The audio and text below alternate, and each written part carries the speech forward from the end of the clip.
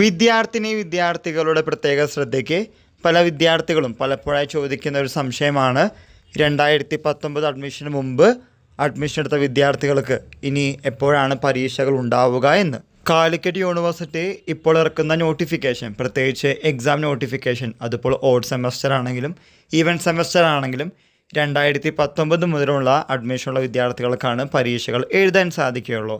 പല വിദ്യാർത്ഥികളും ചോദിക്കാറുണ്ട് ഇവരുടെ പരീക്ഷകൾ എന്ന് വരുമെന്ന്. നമ്മൾ മുമ്പത്തെ വീഡിയോസിൽ പറഞ്ഞതുപോലെ 2019 അഡ്മിഷൻ മുമ്പ് പരീക്ഷകൾ വരണമെങ്കിൽ ഇനി ആകെയുള്ള ഫോം വഴി സ്പെഷ്യൽ എക്സാമിനേഷൻ അല്ലെങ്കിൽ 1 ടൈം റെഗുലർ സപ്ലിമെൻ്ററി എക്സാമിനേഷന് കാലിക്കറ്റ് യൂണിവേഴ്സിറ്റി കോൾ ഫോർ ചെയ്യണം.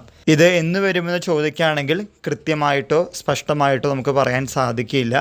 നമ്മളിങ്ങനെ വരുന്ന നോട്ടിഫിക്കേഷൻസും കറക്റ്റായിട്ട് നമ്മൾ വീഡിയോസിൽ പറയാറുണ്ട്. അതുകൊണ്ട് 2019 അഡ്മിഷൻ മുമ്പ് അഡ്മിഷൻ എടുത്ത വിദ്യാർത്ഥികൾ നമ്മുടെ ചാനൽ ഡെയിലി കാണാൻ ശ്രമിക്കുക. ഇതുമായി റിലേറ്റ് ചെയ്യുന്ന പുതിയ അപ്ഡേറ്റുകൾ തീർച്ചയായിട്ടും നമ്മൾ അറിയിക്കുന്നതാണ്. നിങ്ങൾ പഠിച്ച് മുന്നോട്ട് പോവുക എന്ന് തന്നെയാണ് എനിക്ക് ആദ്യം പറയാനുള്ളത്. ബാക്കിയുള്ള സെമസ്റ്റർ പരീക്ഷകൾ പറയുമ്പോൾ നമുക്കറിയാം ഇത്ര മാസത്തിനുള്ളിൽ പരീക്ഷകൾ ഉണ്ടാകുമെന്ന്.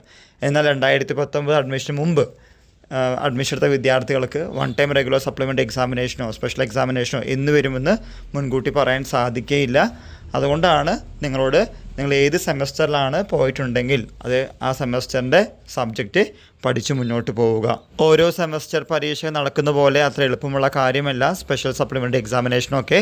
അതുകൊണ്ട് നിങ്ങൾ തീർച്ചയായിട്ടും മെമ്മോറാൻഡം അഥവാ നിവേദനം അറിയിക്കണം. യൂണിവേഴ്സിറ്റി പോയിട്ട് കാര്യങ്ങൾ പറയണം, കുറച്ചും കൂടി സ്പീഡപ്പ് ആക്കണം. എന്നാൽ മാത്രമാണ് നമ്മൾ ഉദ്ദേശിച്ച രീതിയിൽ കാര്യം നടക്കുകയും നമ്മുടെ പരീക്ഷകൾ കഴിഞ്ഞ് ഡിഗ്രി എന്ന പ്രോഗ്രാമിൻ്റെ സർട്ടിഫിക്കറ്റ് കിട്ടുകയും ചെയ്യുള്ളൂ.